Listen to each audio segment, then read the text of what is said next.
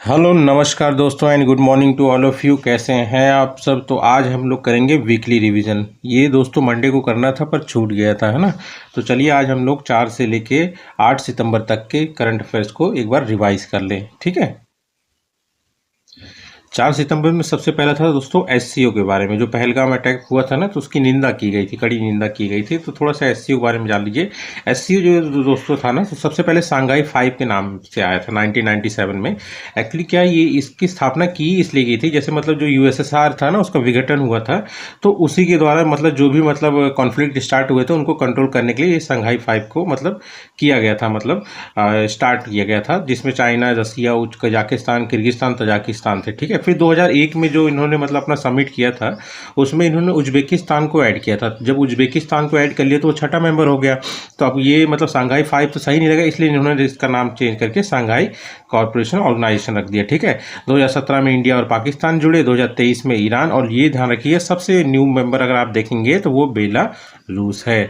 और इस बार जो एससीओ समिट हुआ है दोस्तों, चाइना के तियानजिन में हुआ है। और इसमें सबसे मेन बात आप ध्यान रखिएगा, इस बार जो ऐड किया गया है एज ए पार्टनर ऐड किया जाएगा, मतलब किया गया है एससीओ पार्टनर किसको, लाओस को। मतलब टोटल कितने पार्टनर हो गए उसके, वो हो गए हैं 17, न्यूली एडेड इन 2025, ठीक है। अब एससीओ जो है करीब करीब 40% वर्ल्ड पॉपुलेशन को कवर करता है दोस्तों। ऊपर से मतलब कंट्रीब्यूशन भी अगर ग्लोबली देखेंगे 30% जीडीपी मतलब कंट्रीब्यूट करता है, ठीक है।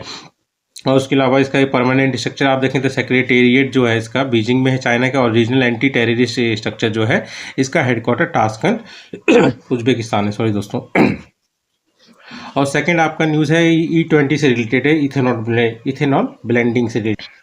इथेनॉल ब्लेंडिंग कुछ नहीं है दोस्तों, मतलब पेट्रोल में मतलब बायोफ्यूल मिलाना, मतलब जैसे इथेनॉल मिला देना, ताकि मतलब इसका कंजप्शन मतलब जो कार्बन डाइऑक्साइड का इमिशन होता है वो भी कम हो और कंजप्शन भी कम हो। अब इससे क्या है कि कंजप्शन कम होगा तो मतलब रिड्यूस को मतलब इंपोर्ट जो हम लोग करते हैं क्रूड ऑयल वो कम हो जाएगा, लोअर कार्बन इमिशन हो जाएगा। और जो जैसे कि इथेनॉल बनाने के लिए भी तो मतलब फार्मर्स शुगर फेन का यूज़ करते हैं ना, तो उनकी भी इनकम बढ़ जाएगी, ठीक है।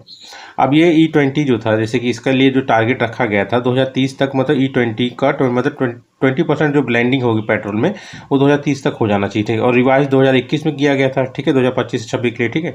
और कुछ गवर्नमेंट इनिशिएटिव आप ध्यान रखिएगा दोस्तों, जैसे road map for ethanol blending in India report, ये नीति आयोग लाता है दोस्तों, है ना। उसके बाद आप ये ध्यान रखिएगा E100 पायलट प्रोजेक्ट, ये सबसे मेन है। इसके द्वारा क्या किया जाएगा ना, ऐसे इंजन बनाए जाएंगे जो कि मतलब E20 से लेके E100 तक के मतलब जो ब्लेंडिंग है उसको सपोर्ट कर सकें, ठीक है, वैसे इंजन बनाएंगे इसके तहत। उसके अलावा PM जीवन एक योजना है। PM जीवन योजना मतलब जीवन का है दोस्तों, जैव ईंधन, वातावरण अनुकूल फसल अवशेष जो होते हैं उनका निवारण योजना, ठीक।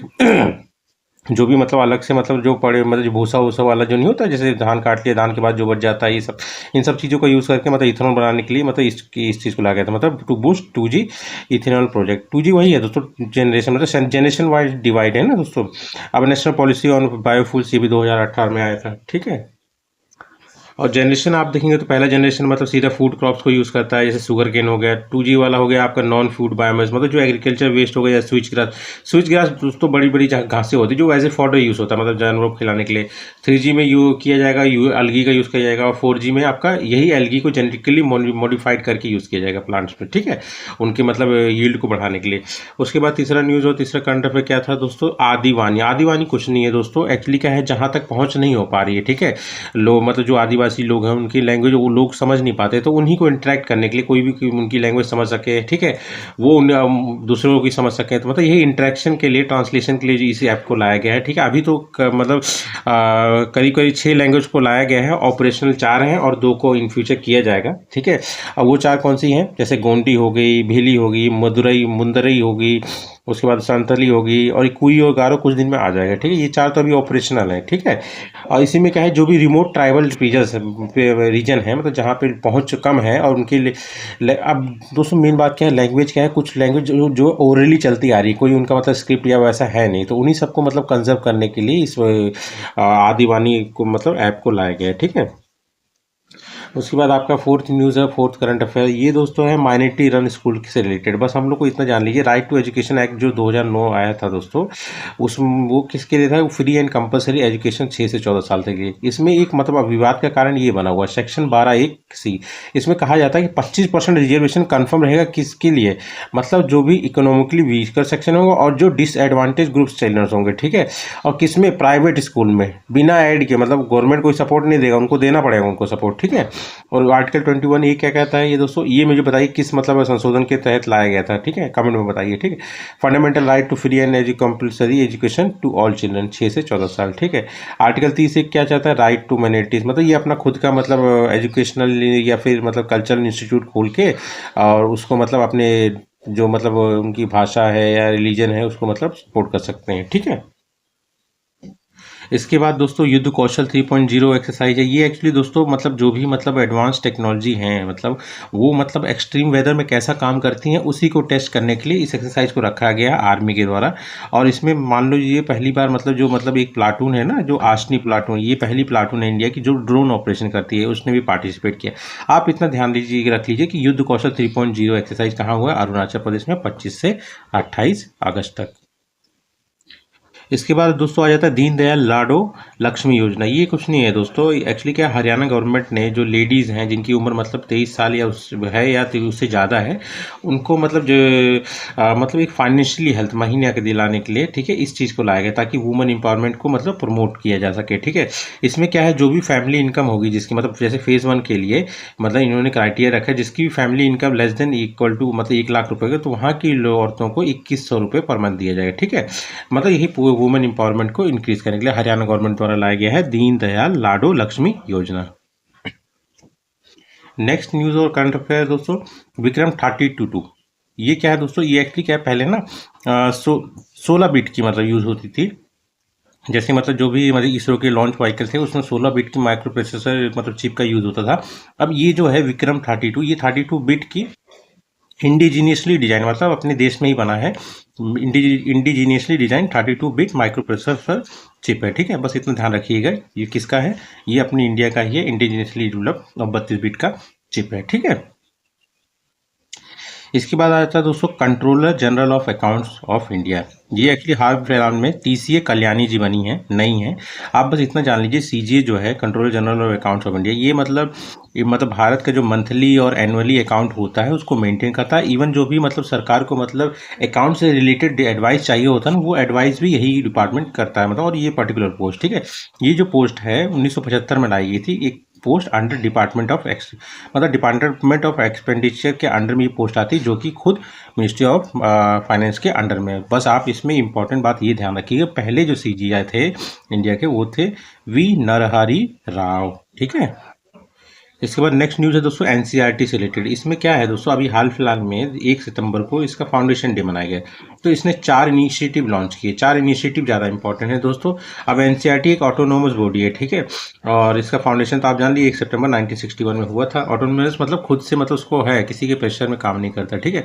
ये जो 4 इनिशिएटिव लाया गया ना, बहुत अच्छे हैं। जैसे बाल वाटिका, ये एक टीवी चैनल है जो 3 से 6 साल के जो स्टूडेंट होंगे ना, उनको बेसिक मैथ्स और अदर सब्जेक्ट को मतलब बहुत ही फनी वे में सिखाएगा, ठीक है।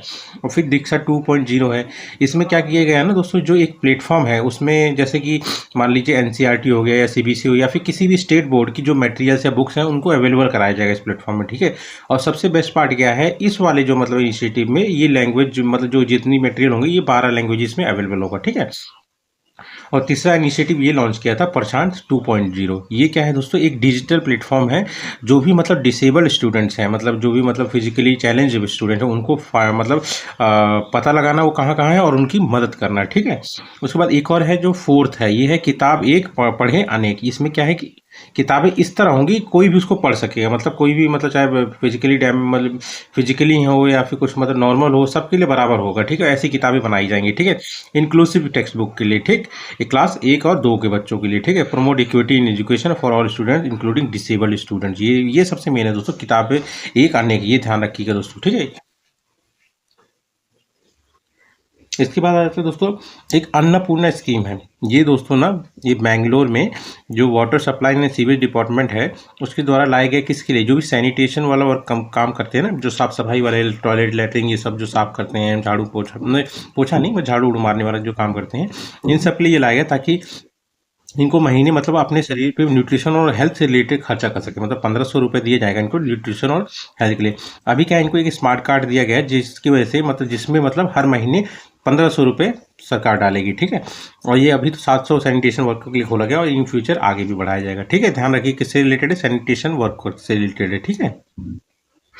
इसके बाद आता है दोस्तों इंटरनेशनल डे ऑफ चैरिटी। ये 5 सितंबर को मनाया जाता है। 5 सितंबर को इसलिए मनाया जाता है क्योंकि मदर टेरेसा जिनका मतलब देहांत हुआ था 5 सितंबर 1997 को, उन्हीं की याद में इस डे को मनाया जाता है चैरिटी के रूप में, ठीक है। स्टार्ट किसने किया था, यूनाइटेड नेशन जनरल असेंबली ने, ठीक है, 2012 में, ठीक। और मदर टेरेसा एक अल्बेनियन, मतलब अल्बेनिया एक कंट्री है, ठीक है, अल्बेनियन इंडियन कैथोलिक नन है। इन्होंने स्टैब्लिश किया था मिशनरीज ऑफ चैरिटी, कोलकाता में इसका हेडक्वार्टर है। अभी तो बहुत सारी कंट्रीज में फैल गया है, ठीक है।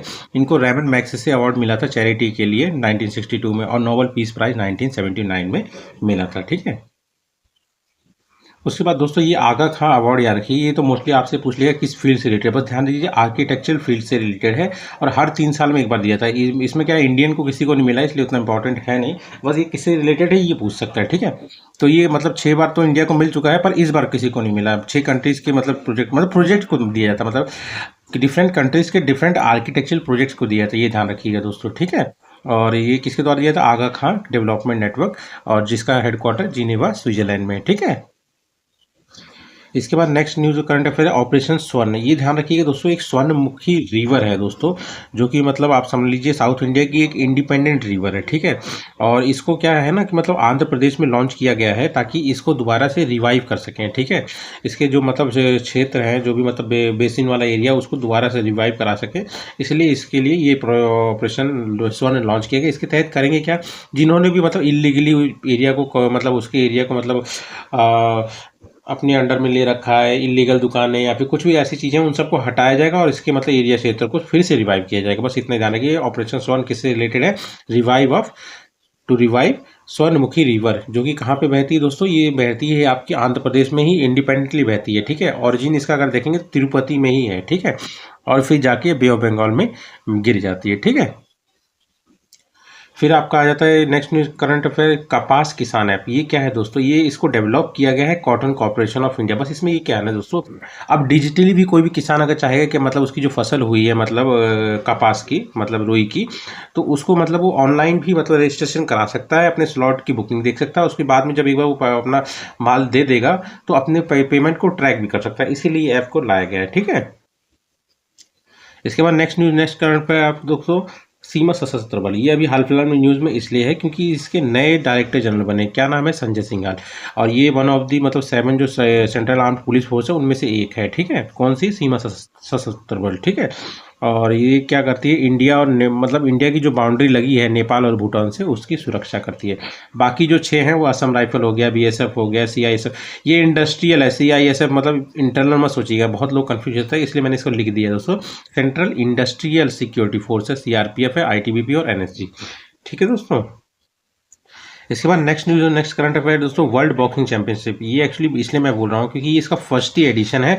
ये उत्तराखंड में पिछली बार भी बोल दिया था। ये है यूनाइटेड किंगडम के लिवरपूल में हो रहा है, हर 2 साल में एक बार होगा और ये पहला एडिशन है जो कि यूनाइटेड किंगडम में हो रहा है। तो इसलिए ध्यान रखिए कहाँ हुआ है दोस्तों, यूनाइटेड किंगडम में। और एक चीज़ और ध्यान रखिए, पहला एडिशन है तो इसके प्रेसिडेंट पूछ सकते हैं जिसने ऑर्गेनाइज कराया। ऑर्गेनाइज किसने कराया, तो वर्ल्ड बॉक्सिंग ने, जिसकी स्थापना 2023 में हुई थी। इसका हेडक्वार्टर लुआसने स्विट्जरलैंड में है और president Boris van der Worst है, ठीक है। फिर next current affair Bathukamma festival. ये दोस्तों तेलंगाना और आंध्र प्रदेश में मनाया जाता है। इस बार मतलब ये डिसाइड किया गया है गवर्नमेंट के द्वारा, तेलंगाना गवर्नमेंट के द्वारा, कि इसको रियो कार्निवल फेस्टिवल जो है जो जैसे मनाया जाता है वैसे ही मनाया जाएगा। मतलब झांकियाँ निकाली जाएंगी बड़ी बड़ी, बस ये। अब बस बथुकम्मा का मतलब दोस्तों आप जैसे बथुकम्मा का मतलब है कि माँ देवी जीवित हो, ठीक है, इसका रियल मतलब है। और मतलब माता गौरी की पूजा की जाती है और फूलों से बड़े मतलब जो होते हैं ना सजाया जाता है और माता के पास प्रसाद लिया जाता है, ठीक है। फ्लावर फेस्टिवल भी कहते हैं एक तरह का, ठीक है। और तेलंगाना और आंध्र प्रदेश में ज़्यादा फेमस है, ठीक है। Next news, next current affair, teachers day national जो अपना देश का है दोस्तों, ये 5 सितंबर को मनाया जाता है दोस्तों। ये बर्थ एनिवर्सरी, क्योंकि इसी दिन डॉक्टर सर्वपल्ली राधाकृष्णन जी का जन्म हुआ था, ठीक है। और पहली बार 1962 को मनाया गया था। और डॉक्टर सर्वपल्ली राधाकृष्णन कौन थे? ये तमिलनाडु से थे। ध्यान रखेंगे, ये बहुत कंफ्यूजन होता है लोगों को, ये कहाँ से हैं। तो ये तमिलनाडु से, ध्यान रखिए दोस्तों। पहले वाइस प्रेसिडेंट हैं इंडिया, मतलब थे इंडिया के 1952 से 62, और उसके बाद सेकंड प्रेसिडेंट भी बने थे इंडिया के, ठीक है। इनको भारत रत्न 1954 में मिला था। और वर्ल्ड टीचर्स डे, ध्यान रखिएगा, 5 को ही मनाया था, पर वो अक्टूबर में, ठीक है। Next news, next current affair, आप लोग भी जान रहे होंगे, जीएसटी 2.0 है। मतलब जो पहले 4 स्लैब होती थी दोस्तों, उसको हटा के अब सिर्फ 2 ही स्लैब रख दिया है, ठीक है।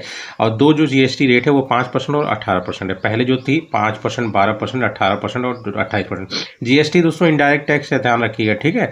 और 40% जो है अब अलग से लगाया जा रहा है सिनगुड। सिनगुड मतलब जिसको सरकार चाहती है कि वो कंट्रोल में रहे, जैसे तंबाकू हो गया, सिगरेट हो गया ना, लोग कम कंजप्शन करें, इसलिए उनके ऊपर टैक्स बढ़ा दिया है। और बाकी लग्जरी आइटम्स पे भी ये लगेगा 40%, ठीक है। और मेजर रिडक्शन अगर आप देखेंगे किस में हुआ है, तो वो हुआ है आपका सीधा 28% से 18% वाला। इसमें कौन सी चीज़ें हैं, जैसे कार्स हो गए, टीवी हो गया, एसी हो गया, बाइक हो गया, बेसिक वाली चीज़ें होती हैं वो सब है इसमें, ठीक है। और एक जीरो जीएसटी जो कि पहले भी था, है ना, सेलेक्टेड ऐसे एसेंशियल आइटम्स में लगा दिए, जैसे कि मतलब हेल्थ इंश्योरेंस हो गया, लाइफ इंश्योरेंस हो गया, ऐसे एसेंशियल मेडिसिन हो गया, मेडिकल एड्स हो गया, बेबी प्रोडक्ट्स हो गया, ठीक है। जीएसटी में दोस्तों एक चीज़ आप ध्यान रखिए, जीएसटी काउंसिल ये कॉन्स्टिट्यूशनल बॉडी है जो कि डिसाइड करती है, मतलब जीएसटी से रिलेटेड जितनी भी पॉलिसी है या टैक्स रेट है। इसका एस्टेब्लिशमेंट 2016 में हुआ था, ठीक है। और इसमें कितने मेंबर होते हैं दोस्तों? 33 मेंबर होते हैं। ये किस मतलब संविधान संशोधन के तहत आया था? तो 101वां कॉन्स्टिट्यूशनल अमेंडमेंट एक्ट 2016 के तहत 279A आर्टिकल में इंक्लूड किया गया था। इसमें टोटल 33 मेंबर्स होते हैं, 2 सेंटर्स होते हैं, बाकी 31 में जो 28 स्टेट के होते हैं और 3 यूटीज होते हैं। चेयरपर्सन तो ऑब्वियस सी बात है, फाइनेंस मिनिस्टर। इसके बाद नेक्स्ट न्यूज और नेक्स्ट करंट अफेयर है दोस्तों, केरेबो। ये कुछ नहीं है दोस्तों, एक बंदूक की तरह दिखने वाला एक डिवाइस है दोस्तों, है ना। इसमें क्या है कि मतलब जैसे कि मतलब जो भी दिमाग में अचानक से कोई चोट लग जाए या फिर कोई सदमा हो जाए और अंदर इंटरनल ब्लीडिंग या कुछ ऐसी दिक्कत हो जाए जिसकी वजह से मतलब जो नॉर्मली ब्रेन को परफॉर्म करना चाहिए ना, वैसे ना परफॉर्म करके एबनॉर्मल तरीके से मतलब परिस्थिति आ जाए, तो उस चीज़ को डिटेक्ट करने के लिए केरेबो है, ठीक है। अब केरेबो क्या है कि हाथ से भी हैंडल कर सकते हैं, बहुत ही मतलब ईजिली हैंडल हो सकता है, और इंडिजीनियसली बनाया गया है दोस्तों, अपने देश का ही है, ठीक है। और कहीं भी ले जाया जा सकता है, पोर्टेबल है। और सबसे बेस्ट पार्ट क्या है, ये मतलब रेडिएशन फ्री है, तो मतलब छोटे बच्चे और जो प्रेग्नेंट लेडीज़ हैं उनके ऊपर भी यूज़ किया जा सकता है, ठीक है। और बस अगर पूछेंगे किससे रिलेटेड है, तो बस ध्यान रखना है, ट्रॉमेटिक ब्रेन इंजरीज को डिटेक्ट करने के लिए इस डिवाइस को बनाया गया है, ठीक है। इसके बाद नेक्स्ट न्यूज़ है सिकल सेल। ये दोस्तों बस इतना सा है कि अभी हाल फिलहाल में क्या है ना, थोड़ा सा मतलब रिवाइज हुआ है, जो एक डिसेबिलिटी मतलब right of person with disability act 2016 था ना, उसमें ऐड कर दिया कि सिकल सेल वाले जो बंदे हैं उनको 4% जो रिजर्वेशन कोटा मिलता है पब्लिक एम्प्लॉयमेंट या फिर एजुकेशन में, वो नहीं मिल रहा है, ठीक है। यही एक इशू है। बाकी हम लोग के लिए जानने वाली बात क्या है, सिकल डिसीज होता क्या है। सिकल डिसीज कुछ नहीं है, सिकल मतलब जैसे क्या होता है, हसिया या क्रेसेंट वाला जो चांद का ऐसा वाला शेप होता है ना, वो इसी टाइप का मतलब जो होता है कि आरबीसी का शेप हो जाता है। इससे क्या होता है कि मतलब ये जो मतलब ब्लड वेसल होता है ना, उसमें जाके फंस जाते हैं, ब्लॉक कर देते हैं, तो ब्लड फैलता नहीं है, मतलब जाता नहीं है, रेगुलर फ्लो नहीं होता, तो फिर शरीर में दर्द होता है और बहुत तेज दर्द होता है, ठीक है। इसके बाद दोस्तों एक मेजोरोना भी हाल फिलहाल में न्यूज़ में था। मेजोरोना कुछ नहीं दोस्तों, दुनिया का पहला क्वांटम चिप है, इतना बस ध्यान रखिएगा। और क्वांटम कंप्यूटर्स कैसे काम करते हैं, ये क्यूबिट्स का यूज़ करते हैं, जो कि 0, 1 और बोथ दोनों को यूज़ कर सकते हैं, इसीलिए तो मतलब एक साथ बहुत सारी परफॉर्मेंस कर सकते हैं ये लोग, ठीक है। और क्लासिकल कंप्यूटर जो पहले थे उसमें अभी भी जो चल रहे हैं बिट्स यूज़ होता है, जो कि 0 और 1 है, ठीक है। उसके बाद नेक्स्ट न्यूज़ और नेक्स्ट करंट अफेयर आपका दोस्तों मतलब रिजर्वेशन से रिलेटेड है। तो इसमें हम लोग को फैक्चुअल डाटा आप एक बार हम लोग कवर कर लेते हैं, वैसे तो डिटेल में हम लोगों ने किया हुआ है। तो आर्टिकल 15 क्या कहता है, ये कहता है कि मतलब कोई भी डिस्क्रिमिनेशन नहीं होना चाहिए किसी भी इंसान के साथ, सिटीजन के साथ, इंडिया के किसी रिलीजन की तरफ से या फिर रेस या कास्ट, सेक्स और बर्थ ऑफ प्लेस, इसके रिलेटेड कोई भी मतलब डिस्क्रिमिनेशन नहीं होता। पर इसमें एक स्पेशल प्रोविजन दिया गया, किसके लिए, सोशली और एजुकेशनली बैकवर्ड क्लासेस के लिए, ठीक है। जो कि अब मतलब इंक्रीज कर दिया गया, किसके लिए, इकोनॉमिकली वीकर सेक्शन के लिए, ठीक है। और आर्टिकल 16 क्या कहता है, मतलब ये जो है एजुकेशनली और सोशली बैकवर्ड क्लासेस के लिए लाया गया है दोस्तों, ठीक है। और आर्टिकल 16 क्या कहता है, इसमें क्या है, इक्वलिटी जो पब्लिक इम्पोर्टेंट होता है, सरकारी नौकरी जो थी उसमें सबको बराबर का मौका मिले, ठीक है। और बराबर का मौका मतलब इसमें क्या है कि रिजर्वेशन का क्राइटेरिया दिया गया है, मतलब allows reservation for backward classes not adequately represented in service, जो मतलब ज़्यादातर मतलब सर्विसेज में नहीं रिप्रेजेंटेड है, ठीक है। और ध्यान रखिएगा दो तरह की इक्वलिटी होती है, जैसे एक होता है फॉर्मल और एक सब्सटेंटिव इक्वलिटी। मतलब फॉर्मल में क्या है कि किसी के साथ क्या अन्याय हुआ है, पहले क्या था, ये सब बिना देखे हुए सबको इक्वल मौका। मतलब भाई सेम एग्जाम दो, सेम, कोई रिजर्वेशन नहीं, ये सब चीज़ सेम होगा, जो तुम्हारे लिए होगा तो वही सबके लिए। पर सब्सटेंटिव में क्या होता है कि मतलब उसमें जो उनके साथ अन्याय हुआ है, डिसएडवांटेज हुआ है पास्ट में, वो सबको एक इंक्लूड करके उनको एक अनइक्वल सपोर्ट दिया जाता है, ताकि वो इक्वल आउटकम्स निकाल सकें। ठीक है, कुछ केसेस आप ध्यान रखिए, इसमें काफ़ी इंपॉर्टेंट है। जैसे Balaji versus state of Mysore 1962 में है, इसने कहा कि मतलब रिजर्वेशन एक लिमिट में होना चाहिए, और इसने 50% का कैप इंट्रोड्यूस कर दिया। और एक था N Thomas versus state of Kerala, ये 1975 में हुआ था। इसने बोला कि रिजर्वेशन नॉट एक्सेप्शन। ठीक है, ये मतलब एक इक्वलिटी को अचीव करने का जरिया है, कोई एक्सेप्शन चीज़ नहीं है। ठीक है, मतलब सब्सटेंटिव इक्वलिटी को मतलब प्राप्त करने के लिए एक जरिया है। ठीक है, उसके बाद एक इम्पॉर्टेंट केस है, ये तो हमेशा ध्यान रखिएगा, इंदिरा साहनी 1992 वाला केस है। इसमें क्या अपील किया कि 27% कोटा तो ठीक है, पर इसमें जो भी क्रीमी लेयर वाले कोटा होगा उसको हटाया जाएगा। ठीक है, जो भी मतलब एक पर्टिकुलर आय से ज़्यादा वाले इनकम वाले होंगे तो उनको मतलब ये ओबीसी वाला कोटा नहीं मिलेगा। ठीक है, और इन्होंने फिर 50% जो कैप चलता था उसको भी रीअफर्म कर दिया। ठीक है, मतलब हाँ ये चलेगा। इसके बाद नेक्स्ट न्यूज़ और नेक्स्ट करंट अफेयर है दोस्तों, ये एक्चुअली क्या है ना, India birth rate down, first dip in TFR, मतलब ये टोटल फर्टिलिटी रेट। इसमें बस आप ये जान लीजिए टर्म है कुछ, जैसे क्रूड बर्थ रेट, ये क्या है, मतलब कितने बच्चे मतलब जिंदा पैदा हुए पर 1000 पीपल पर ईयर, इसके हिसाब से है। टोटल फर्टिलिटी रेट होता है दोस्तों, मतलब एक औरत मतलब अपने जो मतलब बच्चा पैदा करने वाला जो समय होता है ना 15 से 49 साल के, उसके बीच में कितने बच्चों को जन्म देती है, वो है टोटल फर्टिलिटी रेट। और replacement level total fertility rate होता है 2.1। इसको कहा गया अगर इस चीज़ को भी मेंटेन करके रखा जाए तो जनरेशन है उसको मतलब रिप्लेस कर सकती है आने वाली जनरेशन, मतलब कोई घटेगा नहीं पॉपुलेशन। ठीक है, मेंटेन रहेगा। ठीक, इसके बाद बीमा विस्तार स्कीम है दोस्तों, इसमें कुछ नहीं किया गया, जैसे कि गाँव के लोगों के पास मतलब बीमा की पहुंच को पहुंचाने के लिए अब पॉलिसी को क्या एक ही पॉलिसी में तरह तरह की इंश्योरेंस पॉलिसी दे दी जाएगी। जैसे एक सिंगल पॉलिसी होगी जिसमें लाइफ भी होगा, हेल्थ भी होगा, एक्सीडेंट भी होगा, प्रॉपर्टी भी होगा, रूरल भी होगा। और जितनी भी कंपनियां जाके गाँव के लोगों को देगी मतलब ये सर्विसेज, ये वाली पॉलिसी, वो उस प्रीमियम रेट को चेंज नहीं कर सकती, एक ही रेट रखना पड़ेगा उनको। ठीक है, ये लॉन्च किसने द्वारा किया, insurance regulatory and development authority of India, जिसका हेडक्वार्टर हैदराबाद में है। चेयरपर्सन अजय सेठ हैं। एक स्टैट्यूटरी बॉडी है, मतलब किसी एक्ट के थ्रू आया है, और इस्टेब्लिश हुई थी 1999 में, और किसके अंडर में है, मिनिस्ट्री ऑफ फाइनेंस के अंडर में। ठीक है, उसके बाद आता है दोस्तों संहिता। संहिता कुछ नहीं है दोस्तों, इसका फुल फॉर्म अगर देखेंगे तो south Asian manuscript histories and textual archive, नाम से ही समझ आ रहा है दोस्तों। ये एक मतलब एक तरह का कॉन्फ्रेंस है जिसमें क्या है, मतलब जो भी साउथ एशिया और इंडिया की जो मैन्युस्क्रिप्ट हिस्ट्री है या फिर मतलब उन सब चीज़ को कंजर्व करने के लिए और उनके रिलेटेड कंजर्व से रिलेटेड मतलब डिस्कशन करने के लिए इस चीज़ को हमेशा ऑर्गेनाइज किया जाता है। 2025 में नई दिल्ली में हुआ। किसने इनॉग्रेट किया है, तो एस जयशंकर जी ने किया है, हेल्ड न्यू दिल्ली में हुआ। ठीक है, ठीक है दोस्तों, यही थे मतलब रिवीजन, इंपॉर्टेंट जो भी करंट अफेयर थे हम लोगों ने रिवाइज कर लिया। ठीक है, और एक्चुअली क्या है कि ये तो मंडे को ही होना चाहिए था पर लेट हो गया, सॉरी, है ना। ठीक है, अगली बार से हम लोग फिर रेगुलर रहेंगे। ठीक है, थैंक यू।